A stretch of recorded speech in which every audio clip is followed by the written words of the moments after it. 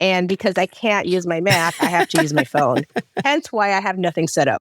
Yeah. It's all good. It is all good. We'll figure it out. We're improvising, so we'll figure it out. Oh my God. Are you ready? Yay. All right, let's do it.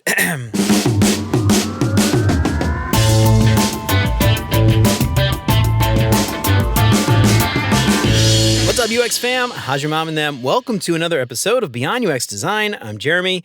If you're new here, welcome to the show. I am super stoked to have you. Before we jump into the normal stuff, I wanted to give a shout out to Matt for leaving me some awesome feedback for the Beyond UX Design book. Don't forget, if you get the book from beyonduxdesign.com/book, leave me some honest feedback. You'll get a chance to win a shout out on the show. You can get a badass holographic Beyond UX Design sticker. You can get a free book or even a chance to have a one-on-one with me. That's pretty awesome. So head on over to beyonduxdesign.com/book and pre-order your copy today. And if you haven't done it already, please consider subscribing to the show wherever you listen to podcasts. And if you are a regular here and you feel like you're getting something out of the show, I would really appreciate you leaving a 5-star review. That'll help me out so much more than you can imagine. And as always, thanks so much to Chris, Sarah, Quan, Stacy, Radu, Megan, Andrew, John, Mark, and Kevin for all their support. And if you want to join those fine folks and help keep the show independent and ad-free, you can become a patron for as little as $3 a month. That's less than $1 an episode. And if you do that, you'll get some sweet, sweet perks for your support. And of course, if you think the show is worth sharing, then I would love it if you told some friends. And for more information on how you can support the show and help more people find out about what we're doing here, make sure to check out beyonduxdesign.com/support. This week's episode is brought to you by Jeff White's UX Storytelling Toolkit. Now, lots of people talk about the importance of storytelling for UX designers, but Jeff brings actionable clarity to the concept, and he shows you exactly how to do it. He breaks down different real-world scenarios, like how to use different storytelling methods to present your work to clients and stakeholders, how to craft better case studies for your portfolio, and how to improve portfolio presentations for job interviews. I really love Jeff's approach to storytelling here. It's not your simple once-upon-a-time kind of stuff. And since you're an amazing listener, and I know that this course will help you out so much, I've partnered with Jeff to give everybody listening a 10% discount if you use the code BeyondUX when you check out.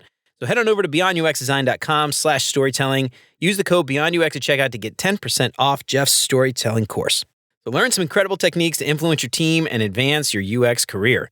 This week's audiobook recommendation is Improve Your Conversations, Think on Your Feet, Witty Banter, and Always Know What to Say with Improv Comedy Techniques by Patrick King. This book offers a unique approach to enhancing conversation skills with improv techniques. And King's book is a great resource for UX designers too, because he emphasizes the art of thinking on your feet, engaging in witty banter, and never being at a loss for words, something that will come in super handy when you're dealing with all those stakeholders. And he talks about the concept of yes and to foster better collaboration and creativity. And the book stresses the importance of active listening and adaptability, which is crucial for understanding feedback and applying it to design. And by blending the spontaneity of improv with practical communication strategies, this book really does equip UX professionals with the tools to create even better designs through improved conversational skills.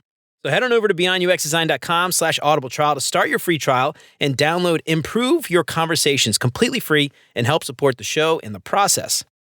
So I have been wanting to do a show on improv for a very long time. Back in New Orleans, I had a good buddy who had an improv school. My buddy Chris, he ran a school called the New Movement Theater. I never took a class, but I hung out there all the time. And it's something I've just been wanting to do for the longest time. And I met Yaddy Arroyo, did I say that right? Arroyo, a few weeks back. And we had a really awesome chat. I found out she did improv and I was like, we got to talk about improv. Yaddy, I think you're like the perfect person to talk to about this. I'm on a UX podcast, not talking about UX design. Well, we are talking about UX design because it's the crossover, the synergies between UX design and improv. Yaddy Arroyo, a veteran UX designer, skillfully merges chatbot technology with human service design, enhancing multimodal banking experiences with a rich background spanning a decade in SaaS, AI, telematics, and voice design. Yaddy is dedicated to making digital banking accessible and secure. Her notable work features user-friendly interfaces that emphasize inclusivity and safety, showcasing her dedication to both technological innovation and user needs. But beyond her UX expertise, this is why we're talking to her today, Yaddy has honed her design skills through the art of improv. After graduating from the renowned Second City in Chicago, she was an active member of an improv troupe, Quiet Wyatt. I like that, like Wyatt Earp. This unique journey through the world of improv has significantly contributed to her becoming a more adaptable and creative designer, bringing a fresh perspective to her UX work. Yaddy, I am so excited to have you on. Welcome to Beyond UX Design. How's it going? Hey, thank you for having me, dude. I love it. Yeah, thank you for rolling with the punches. I feel like I'm too long-winded, so I'm trying to shut it up, No, it's all good. This is actually a somewhat unconventional episode today. This whole episode is about improv, and I've been like super busy this week, had a lot of stuff going on. I normally, for everybody listening, I normally try to put together an outline and we kind of go over it and everything. This week has been crazy, a total mess, and I didn't do that. And so I was thinking about like moving it, to another day, and I was like, hold on. We're talking about improv. What the hell am I doing planning? We're going to go just yes and today, just all yes and. So we've got an outline that I kind of threw together in the last 5 minutes after I got off another call. So we're just going to kind of dig into it. So before we do that, Yaddy, though, I want to hear all about you. I want to hear about your improv experience. And then I've got some stuff I want to talk about with you. And at the end, I was thinking, I want to tell you now so you can start thinking about maybe we could do a little improv. Since I've never done improv class before, maybe you could do a little improv workshop with me. Wait a minute, you've never done improv?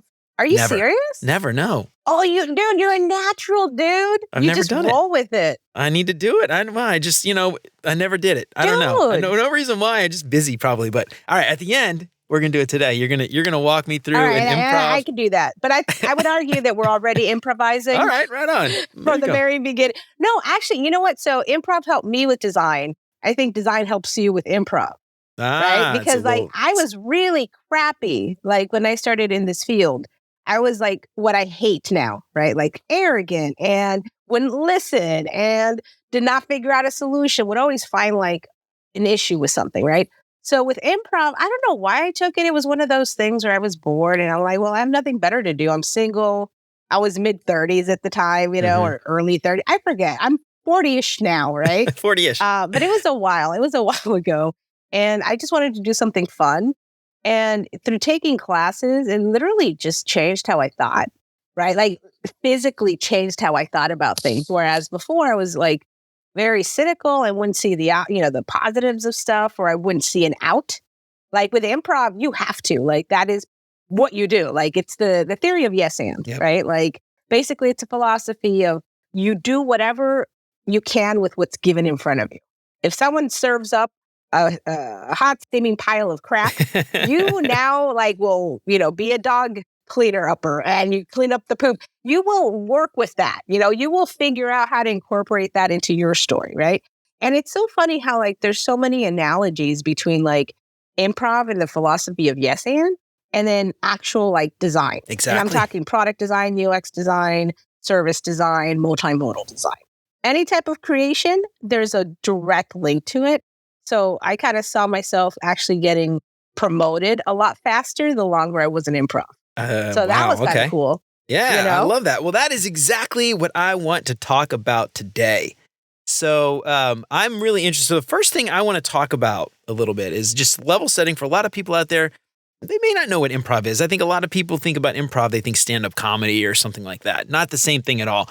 So talk a little bit about improv. What is improv? Does it always have to be comedy? And then we're going to dig a little bit into some of that philosophy of yes and, because I think that's really just the brilliant piece for this. So what is improv from your perspective? I don't know, man. Improv is just rolling with it. Maybe some people call it Tai Chi. They call it, what is it? The Tao or whatever. I don't know. My point is it's really the idea of dealing with whatever is in the present. I would say improv is the present. You have to deal with whatever is in front of you. You can't deny it. You can't put it away. You can't forget about it. It's right there in front of you. And in improv, if we want to get all serious about it, it doesn't have to be comedy, right? It doesn't even have to be smart, dude. But you will talk to different. Yeah, I mean, some people will be like, I've been whatever. To some improv shows that were definitely not smart. I was the one making them dumb. You know what I'm saying? No, but that's the thing. The one feedback I would always get is don't dumb down your character.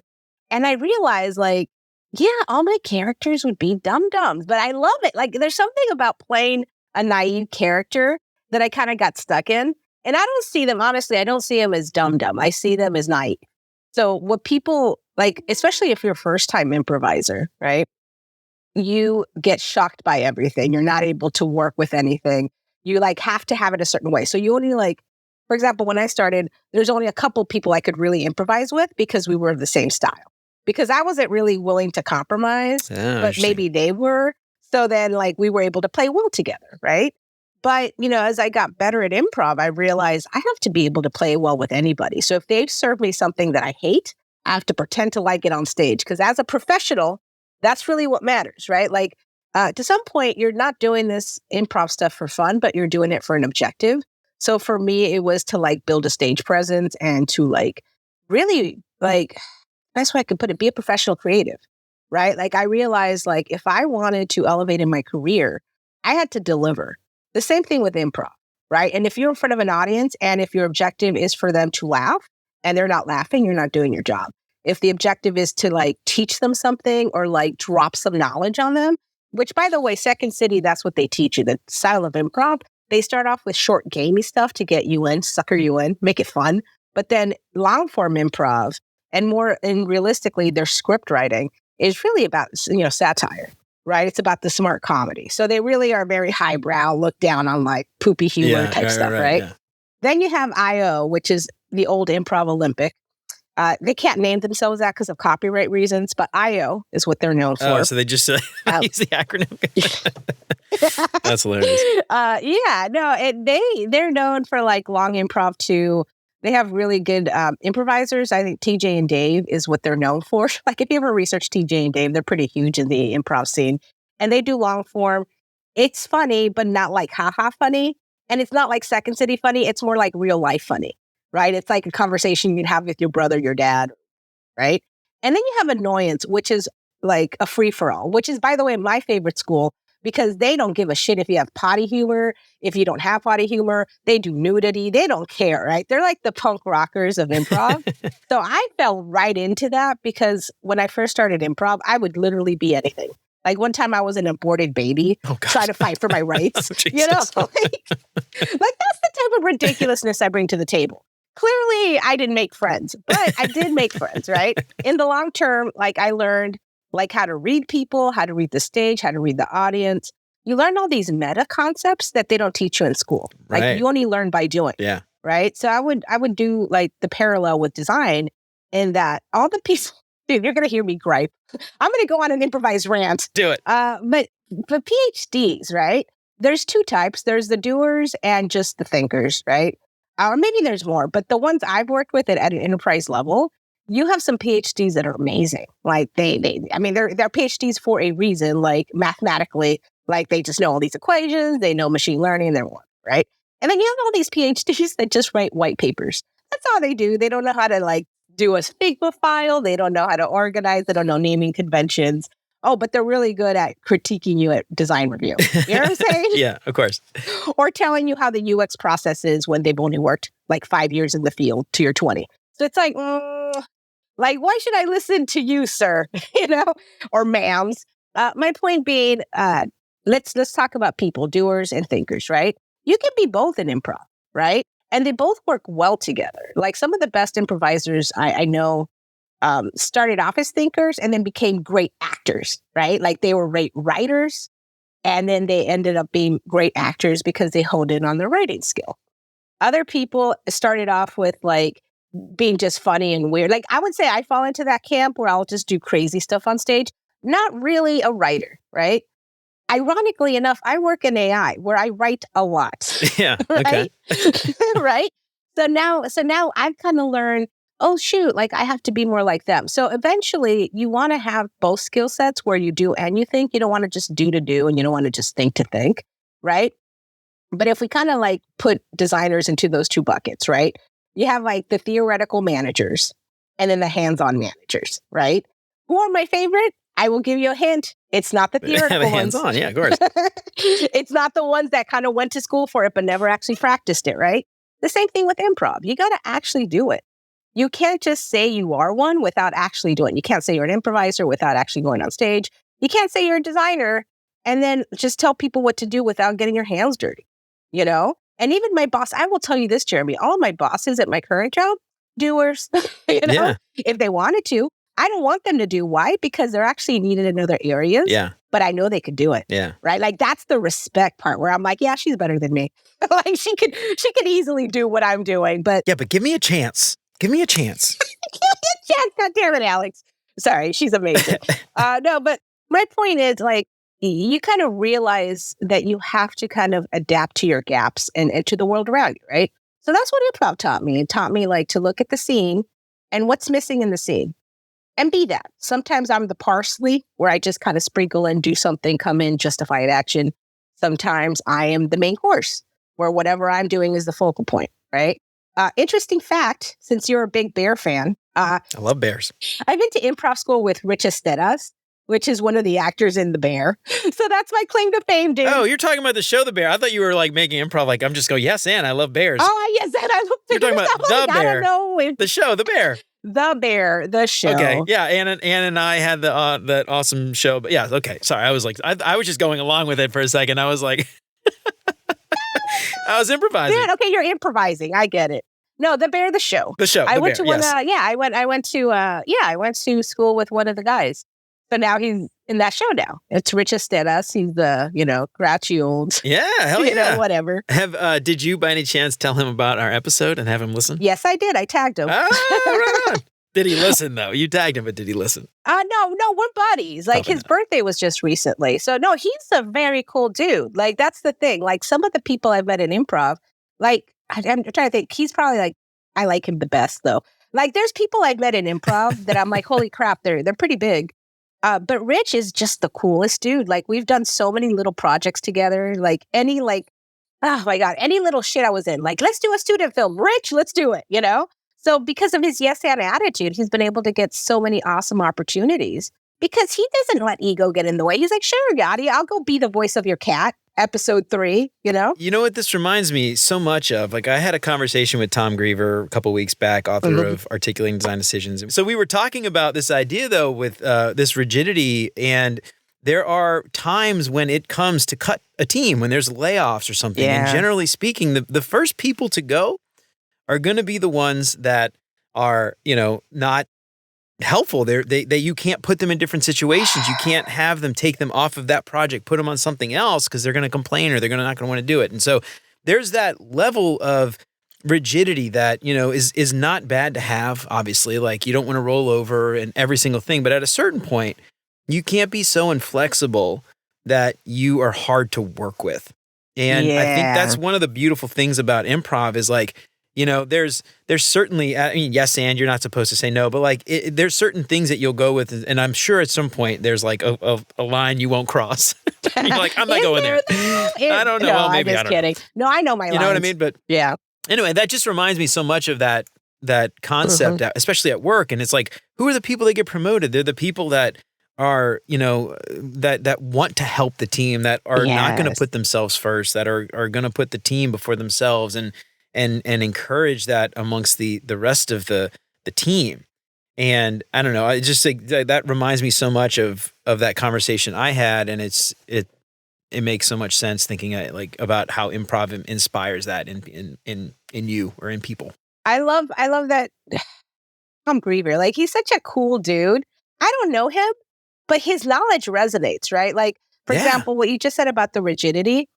Okay, I hate bringing up the layoffs, but kind of true. And I say kind of true because what they also do is it's a political maneuver to get rid of people who maybe do help out, but they want to squash. So I've seen it from both ends. I've seen really high rising stars, but this is the cool part. All the rising stars, they're going to be okay because they pivot. They're just like, okay, cool. Like one of them, like for example, I was thinking of a buddy where he got laid off, started his own business. Like he's just like, did his own found. And I'm like, and I'm looking at his product because he's now working on an AI product by himself. And I felt his loss, and a lot of people felt his loss. Does he have some rigidity? Probably.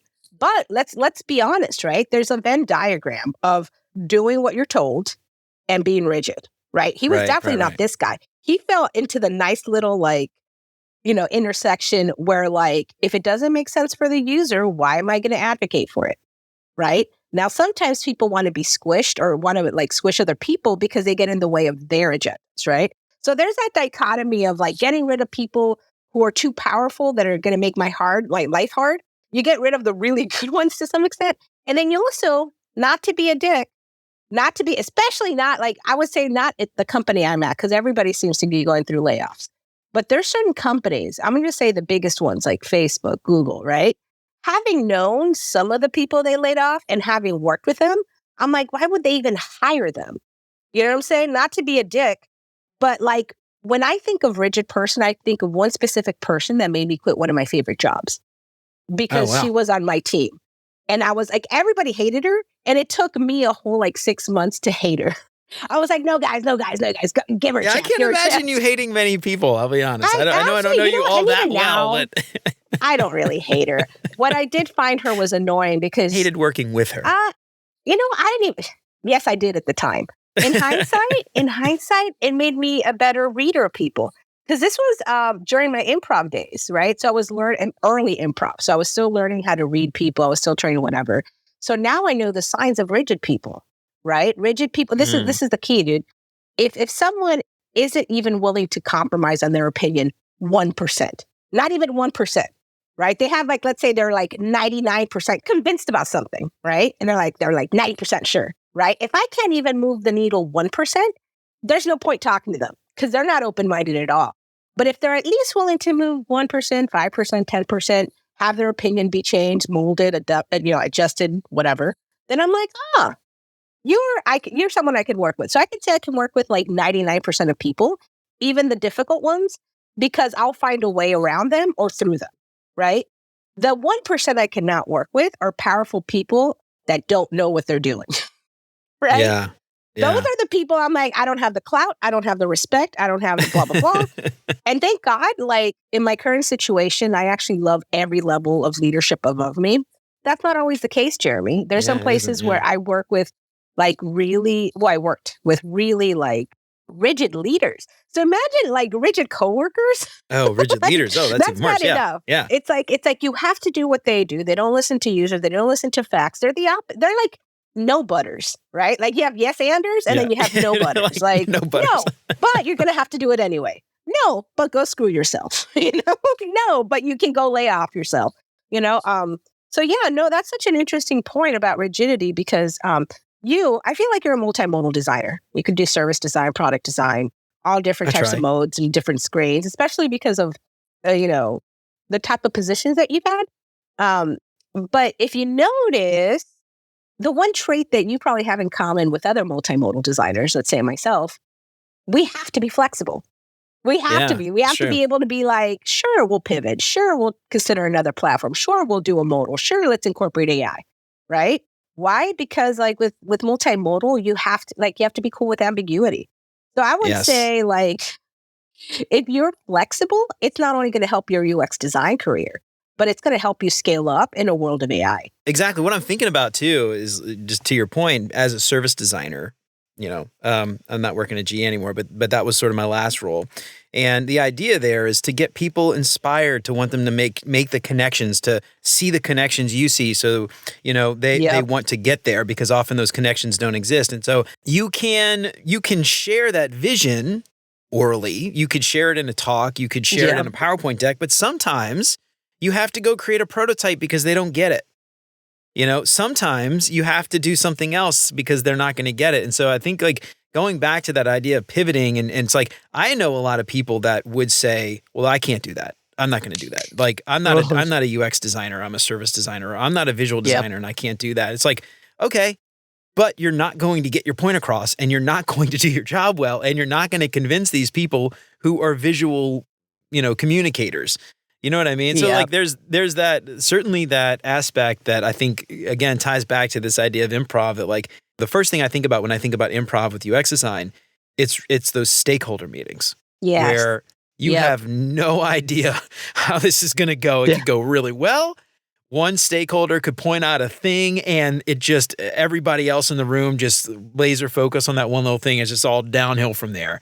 And to me, that's sort of one of those places where something like improv and that pivoting and the yes and especially when they have feedback and they have ideas and because the last thing, the no butters, you don't want to be the no but in a state. It's like, no, we're not doing that. No, we can't do that, and it's just sort of like, again, going back to like your point about improving your career, like you don't want to roll over, but at the same time, you don't want to see, you could disagree without being combative, I think is where I'm going with this, right? A roundabout way. Well, and let's be honest, sometimes you have to say no in order for it to be a yes, right? So how do you navigate that? But you kind of set up the stage beautifully, dude. The way you work is that you kind of help people make their own decisions and come to their own conclusions. That's the easiest path because then they feel empowered and they have agency, right? Yes. That also means that you have to put a lot of work to set up that stage because to make it look easy is hard. But to your point though, right? So let's talk about like facilitation, right? Because improv has helped so much with facilitation. It's helped me kind of come up with games, icebreakers. It's helped me kind of like gain the confidence to talk to people, ask them questions. The point about being able to speak different cognitive languages, like, oh, they're visual people, let me design a prototype. Or they're abstract thinkers, let me document conditionals. That's a really good point. Now, something that you have to kind of also be aware of, you have to be self-aware of yourself, right? And your limitations. For example, I suck at UI. That does not mean that I can't partner up with someone to make it happen, right? Like I can literally just be like, I'll create the wireframes, but hey, dude, can you make this look not like shit? Can you make this look nice?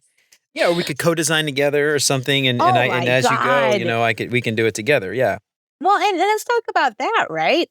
Who do I want to work with? Someone that works great with me, right? So the way I work, and honestly, this is my philosophy in life. I want to be invited to the party. I'm not required, right? A lot of people that I know have to be invited to the party because they don't want them there, right? Like, and example it, right? We have person A who is always nosy, wants to be invited to all the meetings, doesn't contribute anything. But because she has a certain title, she wants to meddle in there and be invited to all your meetings, right? Kind of annoying, right? I don't want to be person A. I want to be person Y, who is like, all right, I'll be around. This is what I bring to the table. If you want to invite me, great. If you don't, that's fine. Whatever you do will be better anyway, because you're this me, right? One is empowering. The other one is kind of like obtrusive, right? So I kind of see like the no-butters being like in the first category, right? People who kind of like feel that their authority is contingent on people like almost fearing them, right? Yes. Like I don't know how to explain it. Like they don't create this environment where it's fun. Those are like the managers, not the leaders. Oh my God, that is fucking brilliant. I'm sorry. Those are the managers, not the leaders. Sorry for cursing. I hope you can edit that out. No, but that's true. Let's talk about UX leadership and improv leadership. And I want to hear from you, dude, because like you brought up a good point about leaders versus managers. Do you think it's kind of like that innate improv type of philosophy of like going with the flow, but also like, let's put it this way. There's two types of errors: errors of omission and errors because you did something, right? So it's either error of something that you didn't do or an error because of something you did do. How do you think improv plays into like that and UX leadership? Oh, wow. I have never thought about that. I don't know. I've never actually done improv, so I can only speak to what I know. But I think this is sort of one of those things where when you think about, what I think about is just the yes and or the no butters, right? And so like what I think is like when something happens, there's an error, regardless of if it was something you did or something you didn't do, it's done. Yeah. Right. And so now what? Now what do we do? All right. And that's the thing I think when I think about improv, it's like setting up these scenarios that you didn't expect and how do you react to them? You can like have a fit and you could cause a scene and you could get pissed off and upset and like yell and scream at people because somebody screwed up. Or you could say, all right, we'll figure out how to make this not happen again after we fix this thing. Once we get this worked out, then we'll go back and we'll say, what happened? How can we keep this from happening again next time? But I don't know. Like, again, I've never done improv, but that's kind of my thought is like, it's how you react in a situation that you didn't expect. And do you just say, well, we have to pivot. Here's what we know. Let's move forward. Or do you just get all upset and pissed because it wasn't the outcome you wanted? That is such a great answer. I would have never come up on like by myself with like, That's Yeah, a great yep. answer because you're right. Like, but you know what? It's almost I like feel like we're on like a job interview. That's like a job interview answer right there. probably right, but it's so good, dude. You're so good at this. No, so let's talk about why though, right? Why is that important? That does have to do with decorum, and it could be, and it could not be improv, and right, whatever. My point is, it could be improv, or it could just be common courtesy, right? I would put that also in that like Venn diagram of is it improv or is it common courtesy? It's right in the middle. Where like, yeah, I like leaders who are able to pivot and then make us feel comfortable with the pivot by not overreacting, right? The leaders that are like me, by the way, I'm very anxious, I'm nervous, I'm like coffee in human form. That's what I've been called, right? Probably not the most zen person, right? But like, if I don't overreact to something, right? Typically the team won't either, right? Yeah, Does that make absolutely. sense? They take cues from the leadership. Absolutely. But I did not know that until you kind of mentioned it now. Because I'm like, oh yeah, I remember that time I freaked out and then everybody freaked out. You know? Like, Oh, really? Maybe I shouldn't freak out anymore. It's funny because like I a lot of this stuff that I think about with leadership and stuff, I don't think I really fully understood till I had kids. Oh shit. Okay, let's talk about that. And like I don't want to equate, leaders with parents and subordinates with children. But often there's a correlation though between like, they feed off the energy that you give. Yeah, that's a good point. Right? Like if you're pissed off and you're yelling and screaming, it's usually not going to make them stop screaming, right? Or if they're screaming and then you start screaming, like they're not going to stop screaming. But if they're upset and you come in with like a positive attitude, you're like, oh, we'll fix, blah, blah, blah. It's just, not dismissing it or anything, not dismissing their concerns, because again, that's something a lot of leaders do, right? Oh, that's nothing, Joe. You're overreacting. Not doing that, but like, well, what's wrong? Let's see. How can we fix it? Okay. We'll figure it out. Like, yeah, this is a learning moment, but blah, blah, we'll move through it, and that generally will alleviate a lot of the stress if your kid's having a meltdown or something, but like, if you, take a similar approach, you take that to work where let's say somebody screws up, they delete a file by mistake or accidentally do whatever, erase an artboard, whatever, and you can't get it back. That kind of stuff, like you could get upset, you could yell, you could scream, or you can be like, we'll figure it out, whatever, and then move on. And then you probably as a leader have more respect in the end. Yeah. And those people probably respect you and they probably would want to work for you, and you alleviate all kinds of problems like churn and morale and everything else because they enjoy working for you as a leader, So anyway, more stable team. So, I don't know. Okay, no. This is great. Like, let's talk about specifically the moment you had this eureka moment. Was it recent? Was it like 2 years ago? When did you discover the connection? Because that is such a cool. Oh, I think it was when my kids got old enough to just have meltdowns, unreasonable, completely irrational meltdowns. Yeah. Fair and enough. like and the thing is that it took me a while to figure this out too, because my dad growing up was a Marine. He was a sergeant in the Marines. Oh, okay. Not when I was a kid, but he was in Vietnam and stuff, and he was retired, or not retired, but he left the Marines. But he was, once a Marine, always a Marine. You're never not a Marine. Exactly, yeah. So anyway, imagine a sergeant for a dad, a Marine sergeant for a dad. I mean, it wasn't a pleasant environment if someone screwed up. It was a lot of yelling. It was a lot of screaming. It was a lot of belts to bare ass. It was a lot of stuff like that. So like when I had kids, I'm just like, oh, everybody screams and yells. That's what you're supposed to do. And it's like, my wife is like, what the fuck are you doing? Are you crazy? Like screaming at the kids like that? And I was like, is that what you're supposed to do? Seriously, no one told me. Yeah. But that's so I don't cool know that you figured it out, though. She's like, you didn't read that book? I'm like, no, I didn't read the book. But anyway, but it took me a little while to probably longer than it should have, I'll be perfectly honest, to realize like yelling and screaming is just making it worse. Like if they stop yelling, it's only because they're frightened and terrified of you and they don't come around. Which is never good, by the way. Which is like, not a bueno. Maybe it stops the screaming in the moment, but like they're never going to talk to you again after they turn 18. That's such a good Which is point. not unlike my relationship with my dad. So, well, let's talk about that too. Because I have a partner who's a vet too. So it's a very niche group of people that can understand. And I will tell you, like not having him, he's my partner, which is a different dynamic than if he were my dad. Right. But I am finding out that he wasn't a lifelong vet. Like he went on a tour and then came back. He was in it, I think, for 4 years. So I imagine your dad was in it for more years. So the longer you are in it, the more 5 years, 4 years. Oh, okay. So like, and also like it changes like who. I think my partner was also a sergeant, which is Oh, really wow. interesting because like, yes, there is a tendency to maybe overreact on certain emotions. But I know, and I'm so damn proud that he hasn't done that around the baby. Like I have a 2-year-old son, right? So back to your point, I just learned the lesson that you said took you forever to learn. Right now, I'm like, holy shit! Like the Okay. face you Yeah. saw, I was like, wait a minute, maybe I should, maybe I should. No, because like when he had his surgery, which by the way is why I canceled that one time. I thought he was going to be better by the time I was able to talk to you. Long story short, I think he had his surgery after we were supposed to talk, but he had to have all these like pre-tests before, like COVID test and all that. So the surgery itself went okay, but the afterward was hell for him. And I just could not handle it. My mental health was just bad, right? Yeah. So I bet. let's talk about that in improv and UX design, right? So I was in a really bad place, like mentally, because I was giving my son like medication every 3 hours. He hated it. He would cry, then I would cry, then we'd both cry. Yeah. Right? And then like dad had COVID, so he couldn't help. The babysitter obviously like couldn't come. So we basically had to isolate because of COVID, but also I was stuck caring for a kid and giving him pain meds every 3 hours Oh because my of gosh. the surgery he had. So it was really intense, right? But fortunately enough, I was able to take that time off from work randomly. Like it was one of those unplanned type of things, but because I had enough in my bank, it didn't matter and my bosses were cool.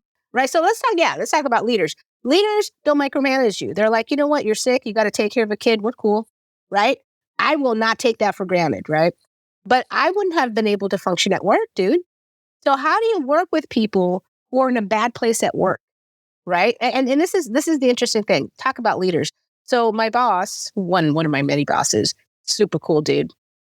I was complaining about something at work and he kind of flipped it on it. Like he flipped the thing on me and he's like, well, have you thought about what they're going through? Right. Like, have you thought about like Yeah. what potential things are maybe going on in your work or life? I mean, there's a lot of uncertainty in the environment. There's layoffs. There's this. Could it be possible that like this has nothing to do with you? Right. And I'm not being 100% accurate, like something to that effect. Right. And it clicked in me like, oh, shoot, like I'm being a jerk to someone who's already maybe kicked down by life. I don't know what they're doing. And that kind of, and I kind of related that to my son being like in his healing stage and me being out of it and me being like super like sleep deprived, unable to function. I was like, if I was like that for a week, imagine if someone was dealing with a chronic illness or a disability or like situational stuff with parents or kids. And then all of a sudden, I just like, you know what? I'm going to stop being an asshole. Like, I just can't. I can't like, and then that's where improv kicked in, right? Where I'm like, okay, how can I yes and them?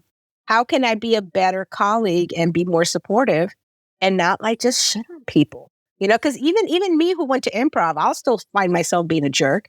I got to stop that, Jeremy. I got to stop being a jerk. Well, here's my thoughts on this. I'm curious what your take is. And so one of the things I'm hearing here is like something really important is, and this is something UX designers talk about all the time, is empathy for users and blah, blah, blah. But empathy for your team is as important, if not more important. And I'll tell you why in a second. So like, I imagine you mentioned this a minute ago, or when you first came on, about how you could only work with certain people on stage because you didn't like them or you didn't agree with them, whatever. And I imagine it's very similar, to being in a corporate environment, an office environment, work environment where you don't like people. You're Yeah. less likely to do the yes and. You're Yeah. more likely to push back because they're an other or they're the enemy. And I think when you build empathy for your team and you build empathy for all those other people, you're more likely, one, to want to engage with them and do that yes and activity, right? To have that yes and philosophy. But beyond that, you might know well in advance what they might say before they say it. Yeah. You might know how they're going to react before you do a thing. And so very similar, I would imagine, to being on stage with someone you've improv with for a long time. You can read their body language. You Yep. know what they're thinking. You know what they might say so that you can plan ahead for something you're going to say to the thing you think they're going to say. And so you have this sort of like symbiotic kind of thing going on. And it's very similar, I think, to like a work environment where when you build those relationships up with stakeholders or product managers or UX designers, whatever, you're doing that kind of like symbiotic kind of dance and you're building that relationship. So you know what they're going to say before they're going to say it. And you can't do that if you don't get to know the people first. Right. And I feel like there's that connection, I think, between improv and like working as a UX designer or anywhere on the team, to be honest. I love the way you tied it together, man. No, because this dance, the way you described it is so beautiful. I can just picture it. Actually, that's probably the biggest differentiator, right? Like if I have to think about what makes a good designer versus a not good, or a great versus good, right? Mm-hmm. Yeah. The great designer values relationships, all of them. Yes. Coworkers, and that includes your team, outside your team, product dev, blah, blah, blah. You see yourself in the long haul, right? And I can tell you from experience, when I was a contractor, I didn't care, right? I was a contractor. I was in there for 6 months and I'm out, right? Now, fortunately enough, there were some people that were just so amazing that I wanted to stay in touch with. But like I was too dumb to realize relationships are everything when you start off, right? Yeah, absolutely. And if you think about it, like I'm getting this job and I'm going to keep it for the rest of my life. How would that look like if I were to continue to have these interpersonal relationships with people, right? Like that's how I live my life every day. I'm like, okay, if I'm going to stay in this job for the rest of my life, I cannot burn bridges. I cannot like pull this shady power move stuff. I have to play legit and I have to be nice and I have to be kind and I have to be sincere. Right? Because if I start lying now, if I start being shady or doing this, I'm going to get caught and it's going to blow up in my face. Eventually, 10 years from now, people will be like, you talk shit and you did this. No. If I want true relationships, I have to give it my true all. Right? And then like to a point where it's not overstepping boundaries. Like, let's just assume everybody has healthy boundaries, right? But that's such a good point, dude, because like I value my product people and I kind of know how to read them, right? Like I know like, oh, I can't say this or else it's going to trigger them. So let me say it in a certain way, right? Exactly. Then my job is anybody new coming into the team from the design side, letting them know, hey, FYI, these are the triggers to avoid, or these are the hot spots to like avoid. This is their objective, or this is their this, or know this about them, or hey, FYI, they have a sick kid, so don't try to book meetings at this time. You know, yes, just give them enough like ammo to have that best relationship, because you're right. Like I feel that relationships are key, and in fact, my job gets exponentially faster when I have stronger relationships, because I'm able to ping someone for an answer versus play the bureaucratic game of like wait and see. I'll get back to you in 3 to 4 business days. It's like no. All my friends are like, here you go, Yaddy. Right here, I'll do you a solid. Next time you owe me, I'm like, you got it. Like I owe you. But that's the game we play, right? The game we play is, scratch my back, I'll scratch yours. Let's be good coworkers and, get each other the info we need when we need it, because we know that we're not asking it willy-nilly, right? Like there's that trust, right? You can't always build that with everybody, and that's fine. You just have to know where the line ends, right? Like this is as much as I can trust you. Anything more is putting myself in liability. Anything less won't give you like the credit you deserve, Another thing that I was just sort of thinking about, I'm tying this to other conversations that I've had, cross-promoting episodes and stuff like that, because why not, right?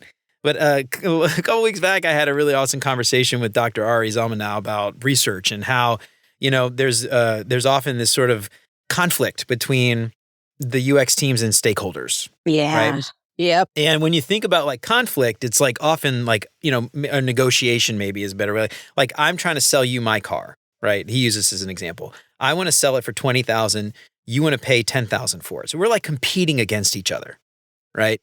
I'm trying to get the most amount of money. You're trying to pay the least amount of money. Neither one of us are going to get what we want. We're sort of like going to meet in the middle. You're going to pay more than you wanted. I'm going to get less than I wanted. But when we're all on the same team, stakeholders are not competing with us. We're all on the same team, and the goal is to build great software together. So like me winning over the stakeholder is not actually winning. Like if they win and they don't, and I lose, like we're still not winning. And I think tying this back to improv, like when you're on stage, especially when you're improvising with the troupe and a group of people, you can't like win improv, like you're all either going to look, you're all going to look awful together. You're all going to fail and be a total dud together, or you're going to get like a standing ovation at the end together, right? I don't know. Did anybody ever get a standing ovation during improv shows? I don't. Yeah, I think so. I mean, do I recall one off the top of my head? No. I mean, there's a couple, right? Yeah. This is the thing. You're absolutely right, dude. I mean, okay, so that's such an interesting point because I really don't see anybody as outside my team. I just see them as, I see them like extensions of the team. Like, this is my core team. These are like the actual designers in the NLU NE design team. Then we have the other experienced designers who are outside of us. Then we have the product people and the tech, but they're all on our team because we're all one company, right? It becomes weird when you have this agency, because we're all internal, by the way, like we're all part of the same thing. But if you start hiring out agencies, that's where the team gets a little fractured because the agency definitely has an incentive to make money off of you. You know, whether it's predatory or not. I mean, a lot of times I feel they want to make money off of you because they never do. Because there's a lot of hours that are spent trying to build that relationship that they can't charge for. Or they overspent hours trying to do something because, you know, scope was changed at the last minute and they have SLAs. You know what I'm saying? Yeah. So my point being, you have a good point about, like, if everyone's on the same team, it's not about, like, you beating them. Like, I play the long game, dude. That's what I play. I'm like, you know what? I'll let you have this one product person. But in a year from now, we will do this. You might win this battle, but I'll win the war. In a fun way that makes it easier. Like a Nerf battle. Yeah. It's like, I'll hit you with a Nerf on your head and your nose. Like, but that's What's funny, though, and this is interesting because where I used to work at GE, we had orgs with, you know, business leaders, and they were like little fiefdoms, and you had, you know, budgets and priorities, and often you would get a scenario where they would be fighting with each other over a thing or a budget, or if I get that money, you don't get the money, or if I own that product, you know, I get the money later and you won't, you know, if you own the product, I won't get money, I won't get budget next year. So like you know, it's like this competing with each other. And very often, like night and day, I mean, orgs would be completely night and day. You would have a team that worked really well together, amazing. They loved everybody else. And then on another team, they couldn't stand each other. They never talked. They never, you know, went and got coffee together. They never hung out at all, ever, for lunch or anything like that, right? And, you know, you often had these sort of scenarios, unfortunately, where it wasn't about the company. It was about the org. It was about the team. It was about, you know, me versus them, us versus them. And, you know, it's just like, at the end of the day, though, it's just like, why are we fighting? Why are we competing?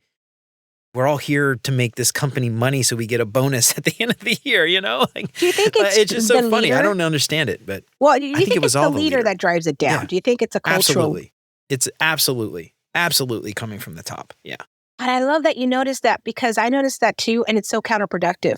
I get it though, but that's what I mean about layoffs, because you have some people that should have never been hired. I'm being a jerk here, but I'm being honest. Like, I've worked with those assholes, and it's like, you're so rigid. Sorry, not sorry. Like, you should be something else. Don't be a designer. Just don't be a designer if you can't adapt, right? But then I've worked with the really smart people who got caught in those crosshairs, right? Because technically this team didn't have the budget, but everybody knows that's the team everybody wants to be on. But this other team has a really cutthroat leader that hijacked all the money, right? Like, it's a power grab. So that's why sometimes with layoffs, it's a free-for-all where you're like, sometimes it's legit, sometimes it's not, sometimes it's a mixed bag, sometimes it's a power grab, sometimes it's, honestly, I think it's opportunistic, because I think what's happening, right, is that people now are all laying off people. So companies are using that as an excuse to get rid of certain line items in their P&L, right? And they're like, you know what? This is our opportunity to get rid of whole departments that we never thought we needed, or because there was a shift in tide. I've noticed that too. When a big leader leaves, all of a sudden, all their initiatives don't matter anymore. So they start defunding them. They start breaking them down. Yeah. So I love the fact that you brought that up, because I think improv, even at that level, can help, right? Because what I learned to be is opportunistic, honestly, with improv. It's like, okay, someone gives you a lemon. You could literally make a sour face, right?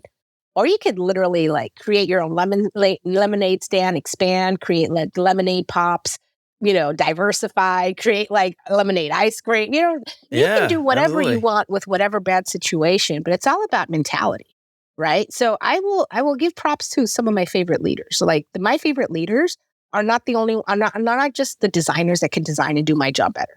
That's a given. Like, in order for me to respect you, you have to be able to do what I do.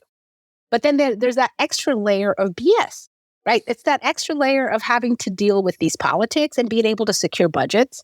Because to do that, that's a whole nother skill set, right? That's why I'm an IC. I'm like, I Yes. will be an IC and I'm a great Yeah. IC.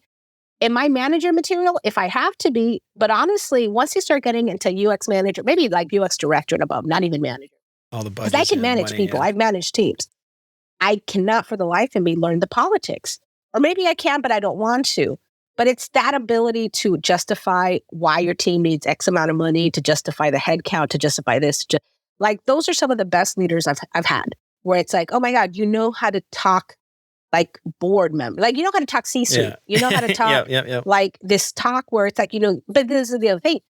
They also happen to be great negotiators. And this is what saves our ass, great relationship builders, right? Yes. Like, that's what I've noticed, that like the people I respect, yes, they have all these key traits. But now that I'm talking to you, I'm like, maybe it's the relationship building part, because those are the same people that happen to have teammates that I feel are getting along, right? So I'm like, oh, what a coincidence. They can get the budgets they want. They can get the head counts they want. And they have a team that's not only like high producing, but they actually like each other and respect each other. What are the odds? Right? Like, what Absolutely. are the odds? Well, So I think going back to like this idea of relationships and tying it back to improv, like these leaders that go and they talk to C-level executives, right? They have to know what's coming. They have to know before they go into those meetings what that person wants to hear. And you can't figure that out without relationships, without allies, without relationships with people they know that have worked with them in the past, without relationships with their freaking executive assistant who knows what they want and what they don't, and what they're gonna bite on and what they're not. And again, like tying that back to improv and like being on stage and stuff, and like knowing what's coming and understanding those people, so that when you get in those meetings and someone throws you a curveball, how do you react? What do you say? How do you like pivot on the fly? So that you can still get what you want, instead of being like, well, shit, this whole conversation just went to hell. I'm done. I'm out. You know what I mean? that's the secret formula, dude. You tell me, because I have no idea how they do it. They're I don't either. I've never been that high up. No, but you pointed it out though. Like, you at least know more than I do, because you're right. Like, I wouldn't have thought, oh yeah, the executive admin would know. And like, you're talking about social engineering here, and it just blew my mind. I'm like, oh yeah, that's right. There's a whole other angle of relationships, right? That I didn't even think about. It is the secret sauce. This is something I say. This is my. I need to get this put on a T-shirt or a mug or a sticker. You can't build great software without great relationships. Oh my God. That is it right there. Mind blown. All right, send me that and I'll button it up. I need that on a mug. Dude, okay, look, I'll send you the specs and then you send me the design and then we'll work from there. But that's true though, right? Like, if I think about, like, because I'm writing a book, I've just decided. It's one of those things that literally, like, I'm deciding I want to write a book, like literally yesterday. Like yesterday morning sweet. Or whatever. What is it about? Multimodal AI design, how to transition from a regular UX design career into multimodal AI. And what I've started to do is asking people, like, okay, what are the gaps you perceive? Because there's really two types of gaps. There's the gaps of people that they know that they don't know, and they already know their gaps. They're like, I need this, right? And then you have the gaps that they don't know about because they don't know what they don't know. So then you ask the people that are already in the field, hey, dude, what advice would you give these assholes coming in? Into our field. And then let's put that in a book. Because, like, so far what I've been hearing from AI multimodal designers, it's this concept, not just of relationships, right? Like, that's actually a huge one, right? But it comes down to like, and actually rigidity, not being rigid. I kind of like thought about it as not having arrogance, like to be humble enough to know that you don't know everything. Because I think that's what's going to make you a lot better designer. Because you're not going to be arguing with everybody. If you come in assuming you're the worst, not the worst designer, like the dumbest person in the room, then you're going to be wide open to any idea because you have none, right? Yeah. And that's why I want to encourage people to, if they're looking for a job, to try to get one into AI, like an AI one, and not AI, at least multimodal. And if you can, multimodal AI, right? Like those are the three buckets I would say. Like, try to get in there because you really like. don't need aptitude as much as attitude. Because nobody's really done it yet to have aptitude. Who's got the aptitude? Because they've never done it before. It's sort of I mean, there's tons of people that do. But my point is, some of them are arrogant. Yeah, that's true. Yeah. Right? Okay. Some of them are super arrogant. They're part coders, part designers. They're amazing. Like, you still will hire them because you need them. But you also have to know where to place them, right? So that they don't affect the team dynamics. But my point being is there's very few of them. But there's a lot of people looking for a job right now, especially with UX design. And everyone's talking about how AI is going to take our jobs. And I'm like, no. Adjust. Be pliable. Be flexible. Right. Figure out not just a way to use Gen AI, how you use it. You're awesome at that. Like, already like using like ChatGPT. How do I use it? So I use it. So, okay. So here's an example. The other day I was creating some proto personas for some freelance work that I'm doing.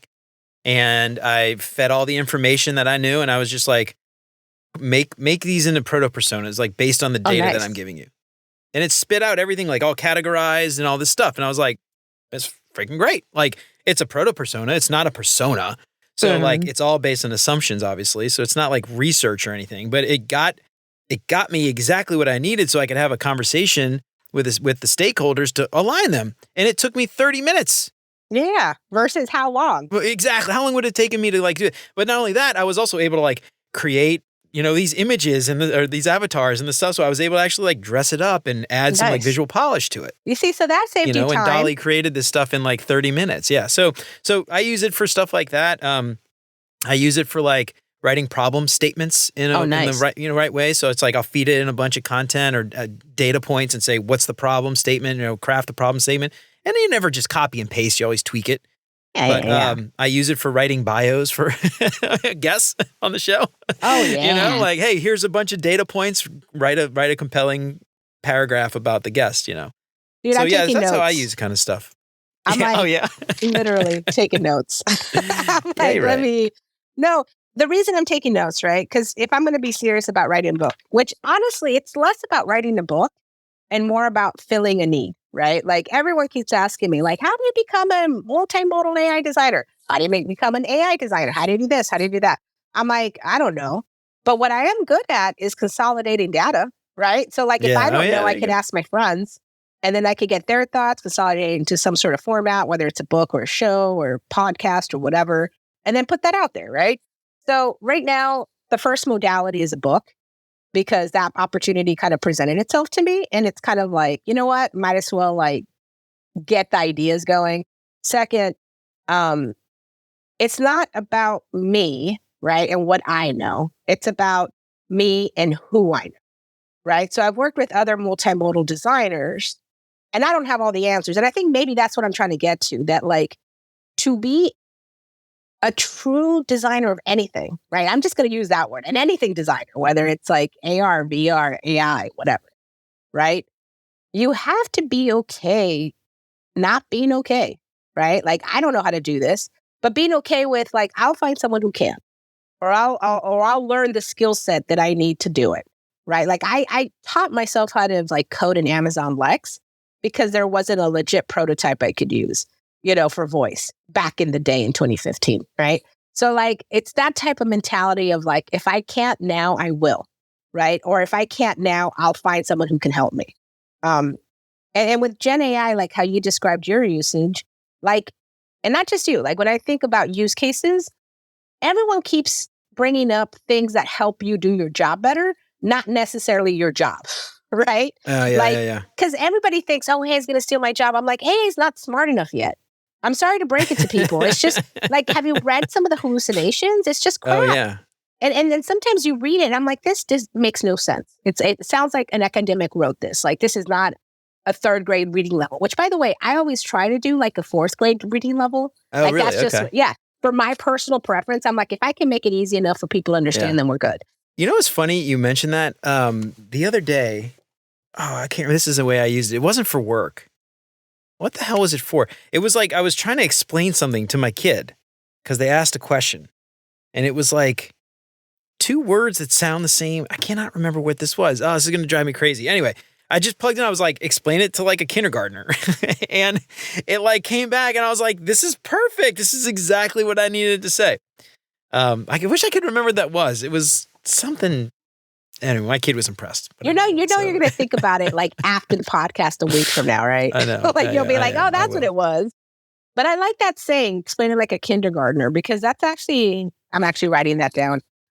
Because that's probably one of the other things too. Like when you're working on multimodal and you're writing, you don't want to sound all verbose, right? Yes, you don't want to be all exactly, breath. You want to be able to make it like scannable, easy to read, easy to understand. You don't want to make people feel dumb. Like that's my whole job. If I could die, whatever, tomorrow, I would die knowing that I tried to make things simpler for people without making them feel like idiots. Because I feel like an idiot all the time, right? Like all the time, all the time, Jeremy. But I improvise it and I just suck it up. And I'm like, you know what? I may not know it now, but I'll figure it out, right?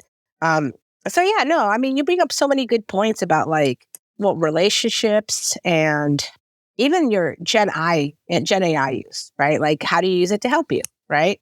Why are people so scared of it?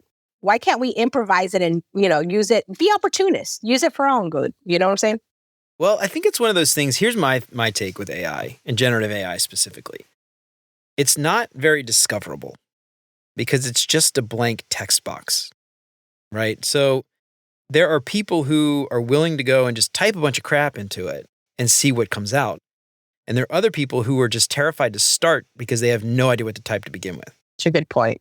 And unless you find something online, like a guide, like a prompt guide or something, and you can kind of tweak it and use it, I think a lot of people look at that empty box and have no clue where to start. And so they just don't. That's such a good point. And then like you compare that to like another app where there are buttons and there's labels and there's like, maybe an onboarding kind of like flow where you can see and it can tell you exactly what the tool can do. AI, generative AI at least, can do nearly anything you ask, which is cool, but also very overwhelming for the people who have nowhere to start. It's that like is the paralysis of choice. I think. Paralysis of choice? Dude, your cognitive biases and all, on your like catalog of, never mind. I'm just geeking out. So I think that's why AI is so confusing for people. It's very hard. Like I feel like if I were designing ChatGPT, and actually I would just let me pull up real quick just to kind of see. I mean, we're going totally off topic of like this stuff right now. We're improvising. They have now when you load a new ChatGPT, at least on 4, I don't know if like the non-paid, the free version does this, but there's like little prompts. It's like, help me study, write a text message, plan an itinerary. Nice. So like it gives you some like ideas to spark for people who don't have a clue where to start. So anyway, I don't know. I think that's like kind of my thing with chat. I think that's why people are so scared to try it, because it's so hard to just start. Well, I mean, it is confusing. I mean, especially the way you list it out. I'm like, yeah, I agree. That's why, like, when I say AI, like people think Gen AI, but AI is more than that. AI is actually the back end, right? Sure. AI is what's powering the front end.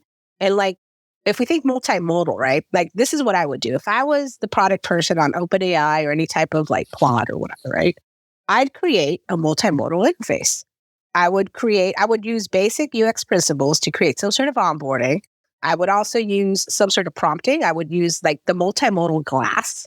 I like how like certain chatbots have like buttons on the glass, basically like different options. Like you could do this. Give them a lot of head starts, but also like give them some sort of help and support, like really quickly, like not a hint text, but like have like maybe a help button where you click on it. It'll give you different examples and blah, blah, blah. So like have basically progressive disclosured help, right? And different multimodal ways. Like that's what I would do. I would add the ability, which they do now, to have voice command, right? So if you're on the road. They just added it, I feel. So that's multimodal, right? Yeah. Being able to ask your, Chat GPT, hey, what's the traffic on, North Avenue and Western, in Chicago, or not even have to say the city because they can intuit your location by your GPS coordinates, right? So there's a lot of really smart stuff that AI can do that, and that's what I guess, if I'm going to be blunt, I think maybe that's what I should educate people on, that AI is much more than what we see today. The AI we see today is going to be the worst it's ever going to be. And that's not my quote. It's somebody's quote I stole. I can't take credit. I don't even remember who said that, but it's the best damn quote, right? Because it is. It's going to be the crappiest version of AI we've already seen it, right? The good AI is soon to come. But what does that look like, right? Is it like a little voice activation like Alexa? Is it more than that? Is it on every device? Is it on some devices? You know? I'm not super concerned until the robots can start reproducing themselves and we give them guns. Then that's when I get worried. Well, the reproducing would be scary because it's like, holy crap. Now, the reason I'm not scared is because there's so much compute needed for them to run, and there's so much electricity needed that unless they can be sentient, create themselves, fix themselves, and then create the infrastructure themselves to like power themselves. Yeah. Right? Then there's no use Which, for humans. believe me, they could use humanity to enslave us and do that for them. Which, now that I think about it, maybe I shouldn't give ideas. I'm like, oh, I'll shut up now. My point is, this is going to go on the internet, and the robots will definitely read it. It's going to be like disseminated. But the point is, I'm not as scared because having been in AI, I've seen the progression of it, and it's not as fast as people think. I mean, it seems fast because like OpenAI kind of like came out with ChatGPT and it exploded, right? But I mean, it's really been in the works for years. Yeah, right. Yeah, I mean, they've been around forever. And then additionally, like AI has been in the works since like the 1950s, right? Like it all started with vectors and all that. So it's really interesting how like people are freaking out and there's debates with, I don't know if you've kept up with that, the whole OpenAI drama with like, I have not. People that want to like accelerate and people that want to hold back.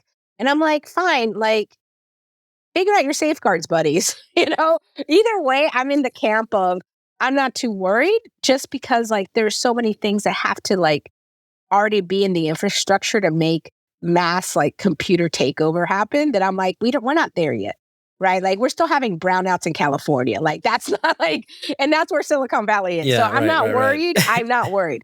Talk to me in a year though. Like if it keeps going that fast, I may be worried, but improv, right? Like that's the thing. I'm improving where, however and whatever other people come out with AI, right, is only going to inspire how I build products, right? So it's to my benefit that the field itself keeps advancing and it's to my benefit that we keep an eye on regulation, right? Because we have to see like how AI will be used. And in the, I don't know if you've been following the, EU AI regulation stuff. It's been hard for me to understand. So I've been using a lot of infographics that people share with me on LinkedIn. Okay.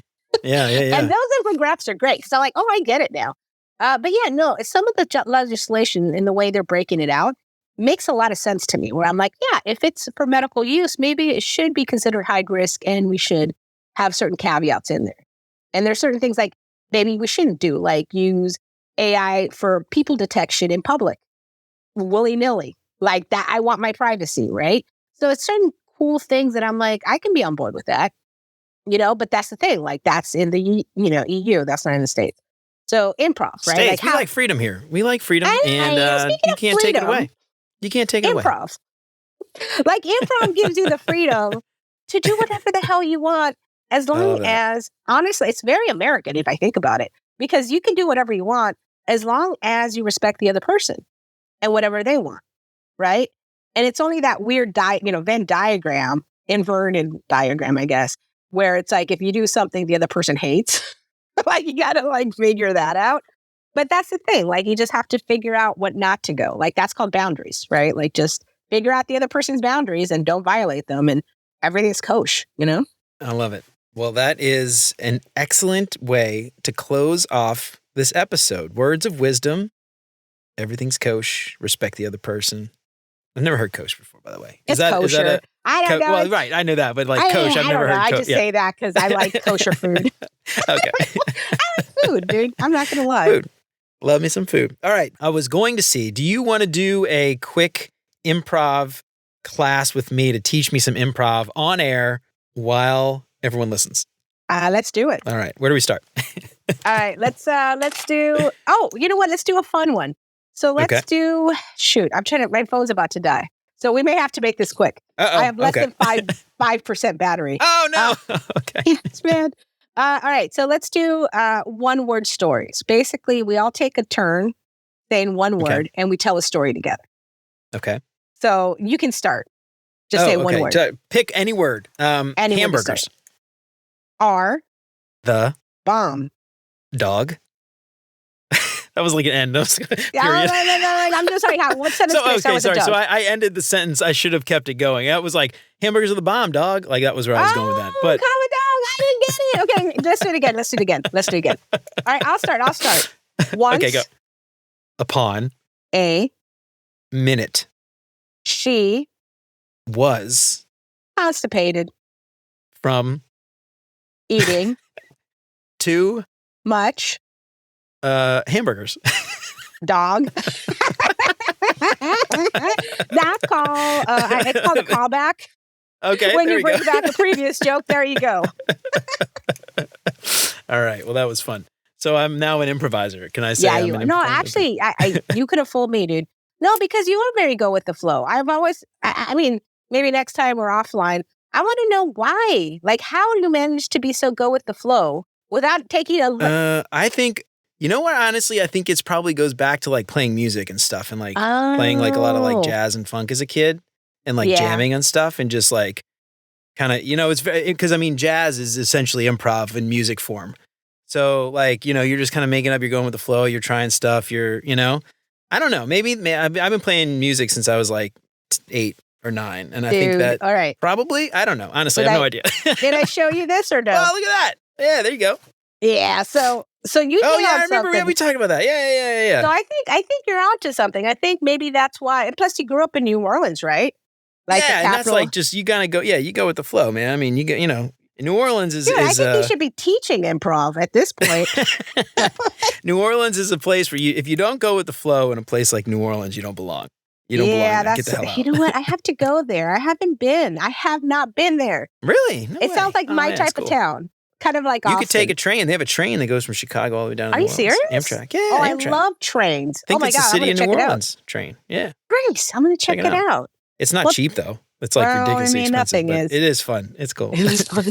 Well, dude, no, I'll check it out. But thank you, dude. No, this has been very amazing. Thank you for awesome. Thank you so much for being such a cool dude. You know what I'm saying? Yeah, like, I try. hard. Well, I appreciate that. Thank you. Likewise. Thanks for being a cool dudette. Yeah. Thank you, dude. No, I appreciate the patience, man. Like, talk about going with the flow. Yeah, you know what? I mean, this stuff, it's that's the beauty of post-production. Anything can happen. I can just fix it in post. Nobody will know. They'll know. They're like, they don't know any better. Well, actually, it also relates to improv because that's what improv at work is. You can take it to the almost finish line, and then there's that post where you can clean it all up, right? Yeah. So there's still that safety net. No, this is so enlightening. Thank you so much for making me a better designer, bro. Like, it's really cool. Get out of here. Yeah. Really cool concepts I've learned. So thank you. Well, hell yeah. I appreciate it. Well, likewise. So Yaddy, thank you so much for coming on. Really appreciate it. All right. So Yaddy, we got a few questions that we like to ask all of our guests to help our listeners get to know our guests a little bit better. Are you ready? Yes, let's do it. All right. So first up, what is your favorite non-design book? Slaughterhouse 5 or Animal Farm. Animal Farm. So some kind of dystopian future. Oh, everyone's going to die, that kind of thing. Yeah, so definitely. you're a big fan of like 1984, I assume, and all of those. She's shaking her head out there. Yeah. Yep. There you go. All right. Let's see. What is your favorite non-design podcast? God, confession. I think either the Lex Friedman or like the Joe Rogan podcast. Right. And honestly, there's one called Brotherly Love. You know what? It's tied. Brotherly Love is the Lawrence brothers podcast. Oh, really? So I don't know if you remember yes, Joey course, Lawrence. Yes. Yeah. Whoa. From Blossom. Yeah, of course. Yeah. Sorry. So wait, what's his brother's name? His brother so was basically, he was an actor too. Matthew Lawrence. That's his younger brother. Yeah. He has two brothers, Andrew. Okay, and they were also Andrew, and then and Matthew. they were also actors. Okay, right. I totally forgot about that. Oh, yeah. I know way too much about them. You listen to their podcast. I know way too much about them. I didn't even know they had a podcast. Yeah, so I would say those. All right. Joey, what's your favorite episode? What do they talk about in the Lawrence Brothers podcast? Oh, my God, Hollywood gossip. That's what really? I'm like, okay. Let me know more. They talk about the biz. No, they seem like really cool, collected dudes in a crazy environment. Are they still... Right? Like, you hear some of their stories. Are they still in the business? Huh? Like, they're still acting and stuff? Because I haven't seen Joey Lawrence since Blossom. Yeah.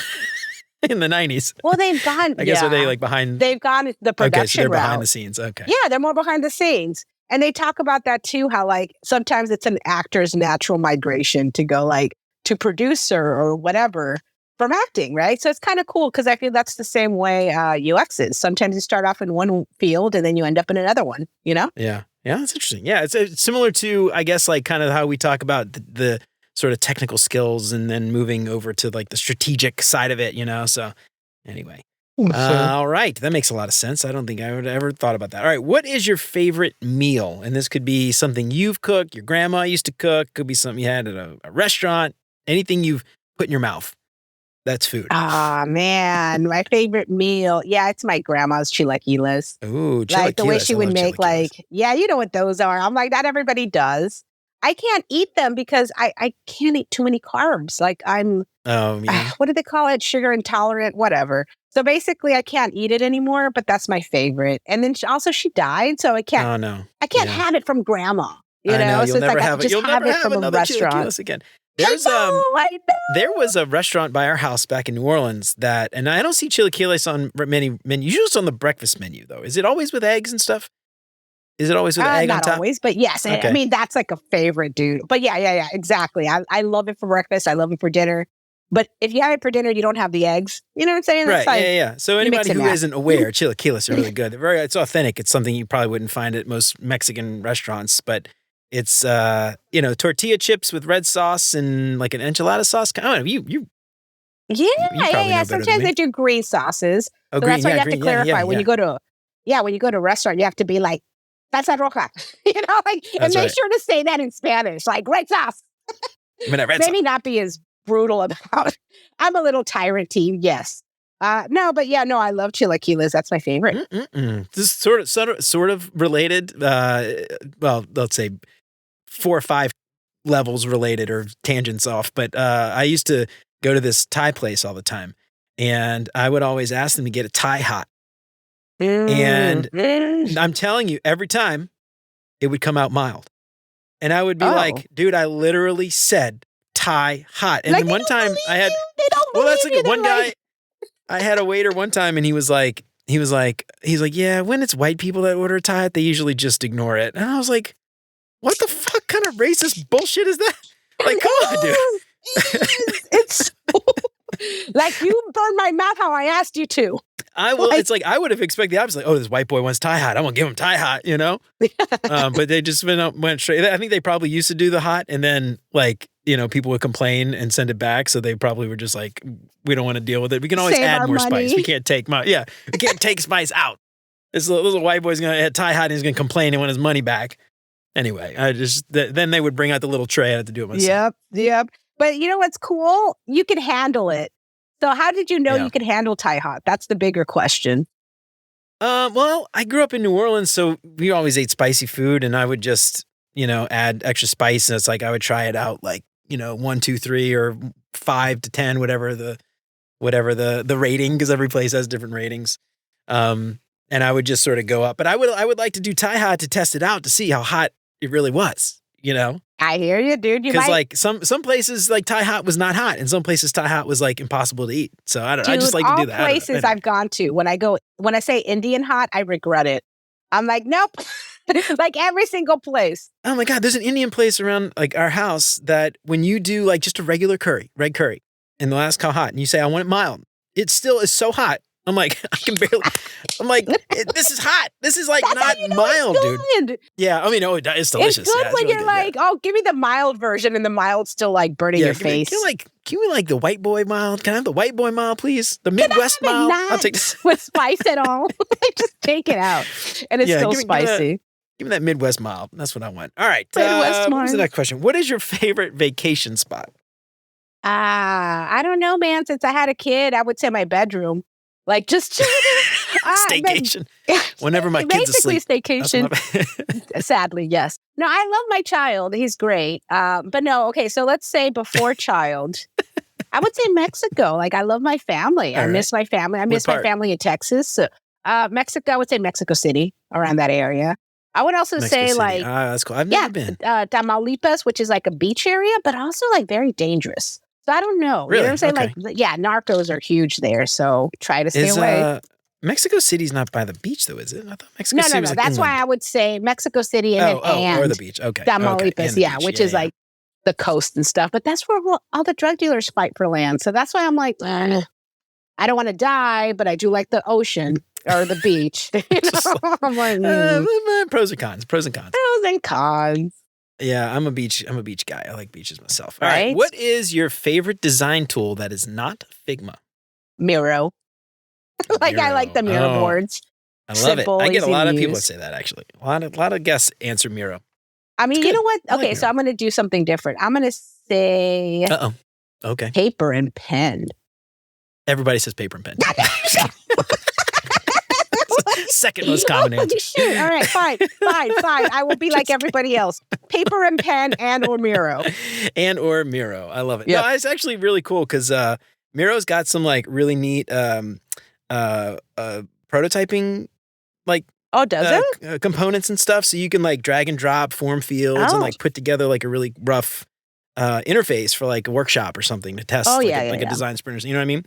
So it's like really cool, like just drag and drop stuff. It's actually pretty cool as far as like, prototypes go. I mean, if you're into that kind of thing. I love it for whiteboarding. Like it's just easy to get everybody, like, because we're distributed. So like nobody's in the same room, Yep. So I mean, because I would say an actual whiteboard is one of my favorite tools.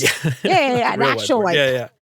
Yeah. I love those too. That's like one thing I do miss, I think, about not being in office is not having a whiteboard. If I could install a whiteboard at my house, I would be really excited. Oh, shoot. Yeah.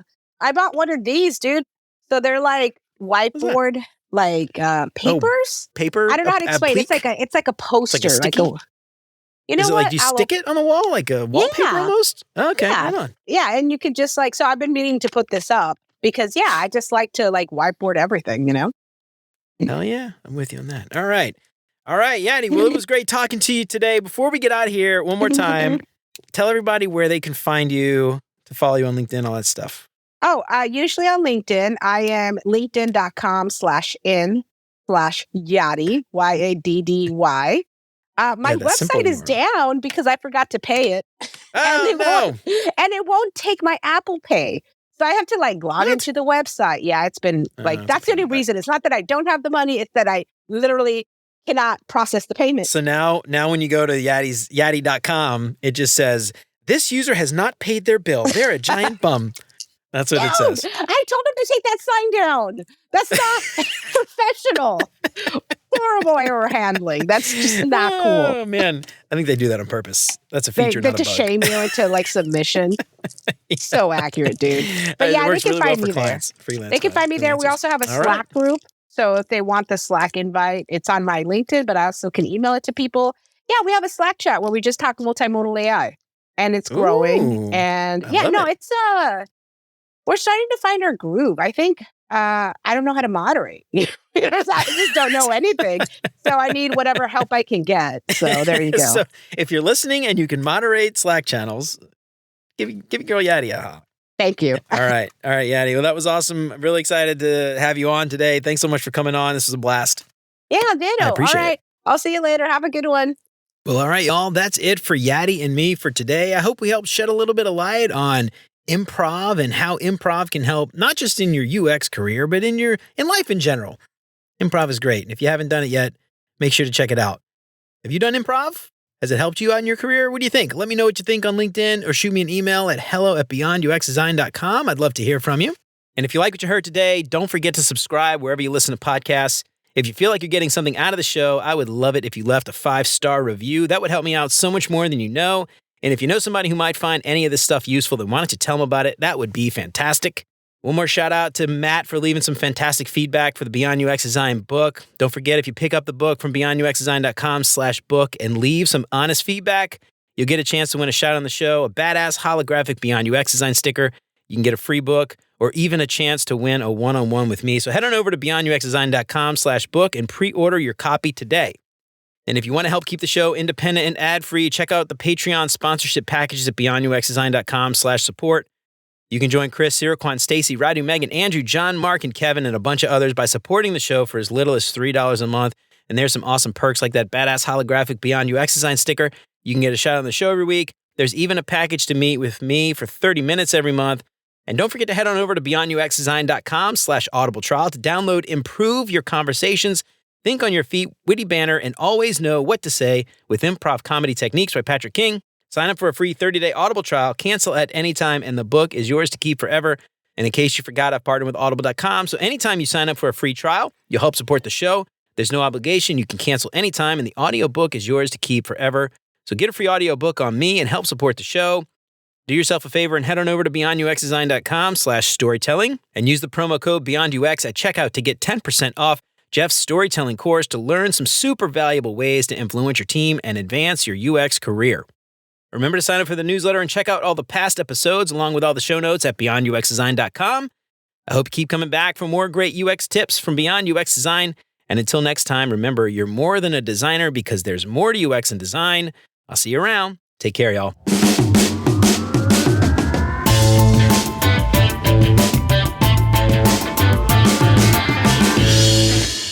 Anyway, so I was living in New York for a summer, and I was on the subway, and I heard these women talking, and I was like, am I in New Orleans? Like, they had a New Orleans accent. I mean, it was like, if you dropped them off in the middle of New Orleans, they would have sounded like they were from, like, St. Bernard Parish. That's, like, right outside. We call them Yats. Yats. You know, I say, hey, how's your mom and them? Everyone's like, hey, how's your mom and them? And the response would be, hey, where Yat? That's like, where Yat? That's, where Yat? Where Yat? Hey, where you at, babe? Where you at, darling? How you doing? Hey, where you at, baby? So anyway, that's a New Orleans thing. So I need to go. I had like a bunch of Anthonys in my, like, Anthony, Joseph, DiVincentis were 4 of them. So we had a Tony, we had an Anthony, we had an AJ, and we had an Antony. Antony. That's what we called him. Antony. That's how they say it. Antony. Hey, Antony. Or like Mario. You know, Mario. So Yaddy. Yaddy is that's how I just pronounce Yaddy. Yaddy. Yaddy. Yaddy. Yaddy.